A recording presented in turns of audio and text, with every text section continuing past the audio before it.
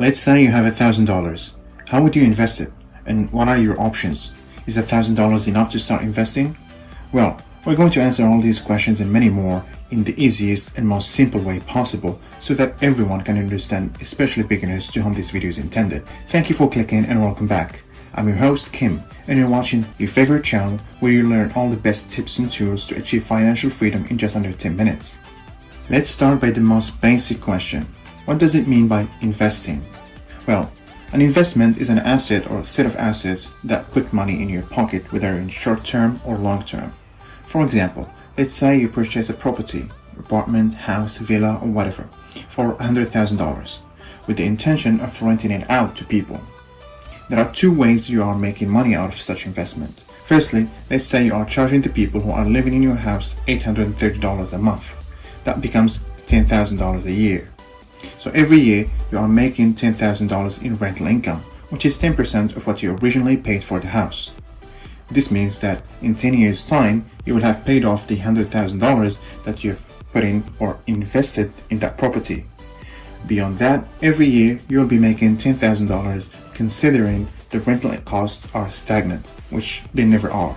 So basically you will be making much more as rental costs increase over time. Secondly, the value of the house itself will have probably doubled in 10 years' time. In general, there is a trend in most countries that house prices tend to rise over the long term, and your house will most likely be worth somewhere near the double its original value. Thus, we can see that through real estate or by owning a property, you gain a passive income through rental income as well as capital gains through the rise of your house worth over time. Capital gain is an economical term when an asset increases in value over time. However, this example is more for people who have more than just $1,000 to invest, at least a 20% down payment of a particular house price. So here is a better option. Buy government bonds. A government bond is a security that is issued by the government to raise money to support government spending. Say the government wants to build a school, but it doesn't have enough budget to allocate for such projects, so it issues an IOU. By the way, IOU is a phonetic acronym in the field of finance which means I owe you, which is a piece of paper that says that whoever owns this security is owed this much money plus interest by the government. Of course, this is an oversimplified example, which is exactly what we are trying to do here, to simplify investing for you. Government bonds are heavily influenced by interest rates. Please keep in mind that any type of investment carries with it a certain level of risk. Now let's say that you are an impatient person and would like to see positive returns on your investment in the short term, say 20 or 30% or even higher.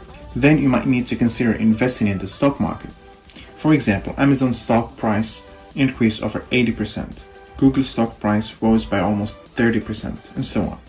As new products or technologies emerge, companies can achieve massive profits in short term, thus a massive jump in the price of a particular stock. The question here is, why would anyone invest elsewhere when you can double or even triple your money in the stock market? Well, the answer is simple. High risk.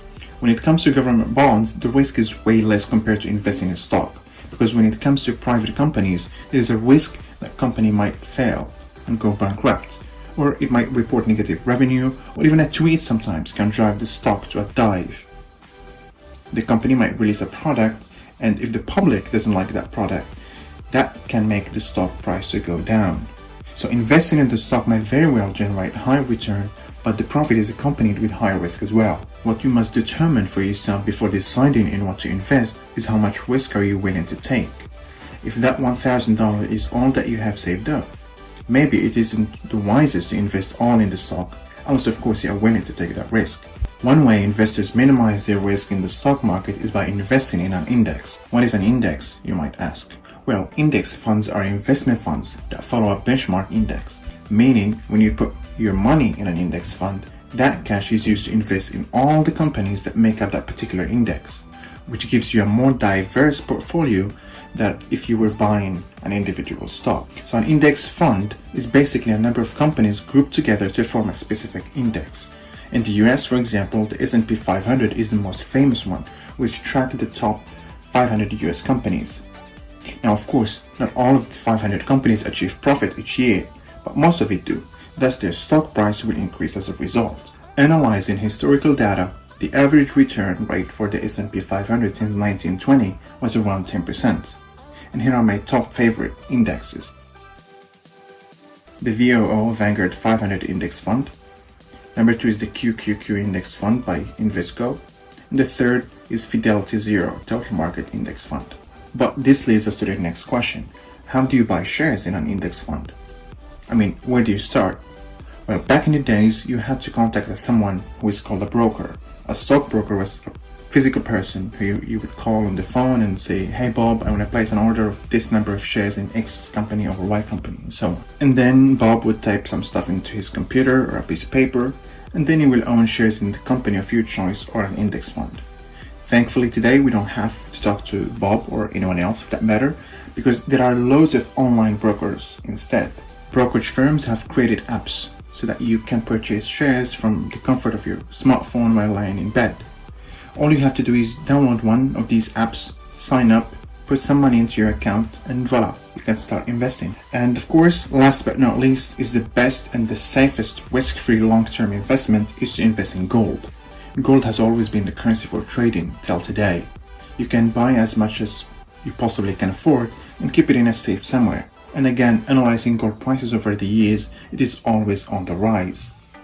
I have tried my best to make this beginner's guide on how to invest as simple as possible. So if you still have any questions, please feel free to ask away in the comment section below. And until next time, now get up, get out, and go get rich.